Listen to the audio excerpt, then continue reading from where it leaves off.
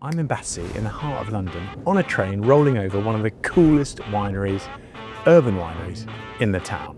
So it's Blackbook Winery. It's run by a guy called Sergio. It's a bit eccentric, and we're going to go there today, you and me, and we're going to taste some really lovely Chardonnay, Pinot, and all sorts of other weird stuff to find out what's going on in the English wine world and what's going on in Sergio's nuts head.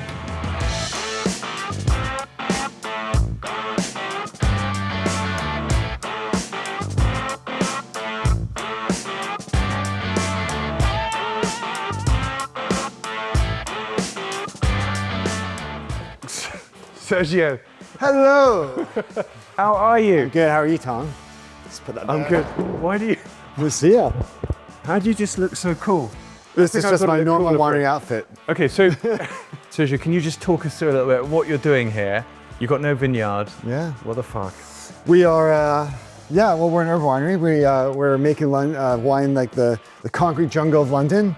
We need to have fun, and we need to innovate, and we need to move forward. So we get small parcels of different grapes from varying degrees of vineyards, all within 2 hours. So we do have rolling hills, just not inside Battersea. What have we got around here? Yeah. Because this is my first time in an urban winery. Okay. It's actually not, but it's your first time. First time in English urban winery. Yeah, an English urban winery. Yeah. So give us a quick tour. Fine. So what Fred. we have here, so we're in a 100-year-old railway arch that spans from the Victorian times as part of the Queenstown Road extension. And the reason why it's so good for us as wine producers is the fact that we're surrounded by Victorian clay brick, the same clay that a lot of our vineyards are planted on. Who gives a shit? We're like, what's that got to do with anything? It brings everything together. Okay, so in here, we've got, Fred, steel fermentation tanks. Steel fermentation tanks, yep. We had barrel racks that we hand stacked into pyramids. We had 15 barrels lined up against the wall. Yeah. And so these are chucks. So we put 4 of these, that 3-stack pyramid, that's how we'd stack. So we've got, how many barrels? I think 93. 93 barrels. Roughly. We've got a press. This is a heart and soul operation. What's she called? Bertha. She's called Bertha. But how much can Big Bertha do? Well, Big Bertha isn't that big in the scheme of things, to be honest. It's a 2,000 kilo press, a 2-ton press. I'm gonna grab the wine thief. Let's go to the barrels. Thief. Let's go. I love the wine thief. So we're gonna taste. How many of these are full? All of them are full. All of them are full? Yeah. Shit.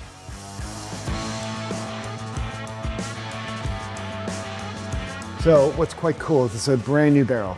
It's a new cooper we work with. Danbury, I think, has worked with them a bit as well. We call it Raymond. Right. So we're seasoning warm or cold. And so with this wine, we typically don't filter. That's good. So it's still a bit prickly because it's going through malolactic, but it's so juicy. Yeah. Can I get to the other It's side? honestly really good. I'm gonna do this. There he goes. A flip-flop's the perfect footwear for this. Absolutely. Yeah. Just don't tell Tony Milanowski about it. Are we going to Rafton? I'd love to. Sadly, I don't get out much. There's a whole lot of people I want to go check out, but haven't been able to. All right, can he get back out? That's the question. Do you want me to hold something? No. We're kids. We're kids. So this is the same wine, but a 4-year-old barrel. Okay, so it smells completely different. Yeah. Doesn't it? So it's much less. It's much more expressive, yeah. It's a little more oxidized, so I need to actually top the barrel up, but it's still got that juiciness. Is that going through Mallow as well? yeah. So that's all one painter of lights. What is it? That's the name of your shop? Yeah, it's after Turner. Yeah. Can we have a taste? Yeah. Please. This is 2022, so we call this Painter of Light. So you spoke about the labels. Painter of Light is after Turner. So all the wines Painter of Light is what? after Turner. Yeah, nice. And so the earrings come from the tiles that tape written. I literally love it. Now, as a consumer, how am I going to know what on earth this tastes like? And Chardonnay is packed with citrus fruit and spice, unfined, unfiltered. Yeah. Is that the only bit you tell me? It's just citrus fruit and spice? Yep. I'm a buyer. Can you get that open? Yep. So, What's this? This is 2022 Painter of Light. So the same wine we just had at barrel. Yeah. From 24. This is the finished wine that we have as our current sell. It's got a lovely color to it. It looks really alive. Yeah, exactly. And so part of that journey for us is from what we just tasted. We do a lot of work in the winery. So we lease there, get a texture, you know, get up all the sediment in the barrel. But again, you're looking for balance. Yeah. I think that's what it's about. It has to be that's what it's about. You know, things that sort of you bring through, and look, we don't always get it right.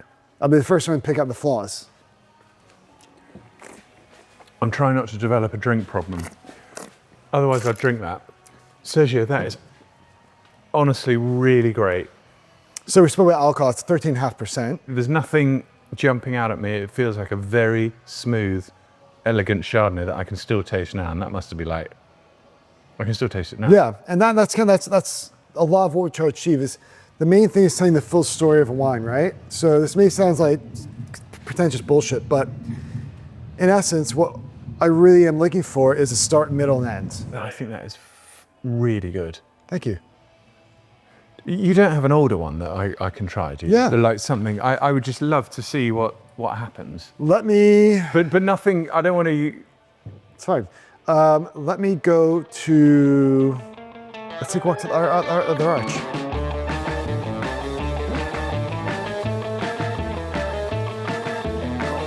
So this is our 2020 Reserve Chardonnay. So every year we hold back 1 barrel of Chardonnay and Pinot Noir from the main range, and we age it for additional 3 to 4 years. So it gets a couple years in barrel and then a couple years in bottle. So this is our 2020. So having just tried, can I hand that to you? Yeah. Having just tried the 22, it's a comparable vintage, I think. Though, But this is the reserve. that's the reserves. What's this? Oh, that is something that's really exciting. It's our plastic pallet wrap holder. Okay, fuck that, let's go taste the Chardonnay. That's not how the question. So Fred, are you rolling? This is the 2020 Chardonnay Reserve, Yeah. and I love it because it's sort of calmed down. There's less sort of sweet oak on the nose, and it's got really nice stone fruit like peach, nectarine. That, so it's quite exotic, really.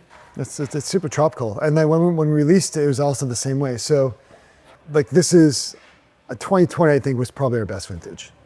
I think 2020 is definitely, in the 9 years of doing this, 2020 is probably our best vintage. Try the 22. Can we?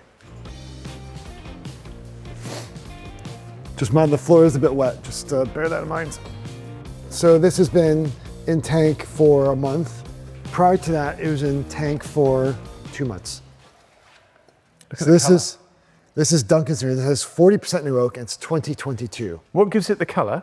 The oak, typically. Look at the colour. We also try to press it quite hard. If it's ripe fruit, we press it quite hard because we want that bitter phenolic. Oh, so you want that? Oh yeah. So I've been to wineries like literally yesterday, and they said, no, we don't want to hear that. Oh, We no, just want like free run juice, gentle stuff. No, I think that's how we get a lot of texture, because a lot of those bittering, if the fruit is ripe, Big B does her thing, squeezes it. We actually use that and we hyperoxidize it and leave it in the press tray overnight, and then we divvy up to everywhere else. So you get that structure that gives a bit more sort of strike match flinty notes as well.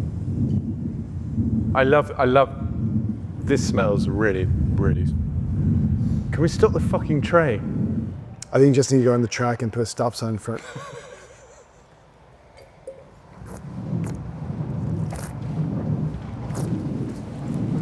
So that wine's got grunt. Yeah. That's 22 for you though. Okay. You saw it in the 22 Painter, and you see it in the 22 Pygmalion. So that wine has got loads of fruit, and it's got a bit of structure, and I don't get tannin, but it's got that. It's weight, mid-palate weight. Yeah, it's got. The oak is a bit prevalent for me right now, but in a little while, it will, once it's sort of rested for a couple of years in bottle, it'll marry up.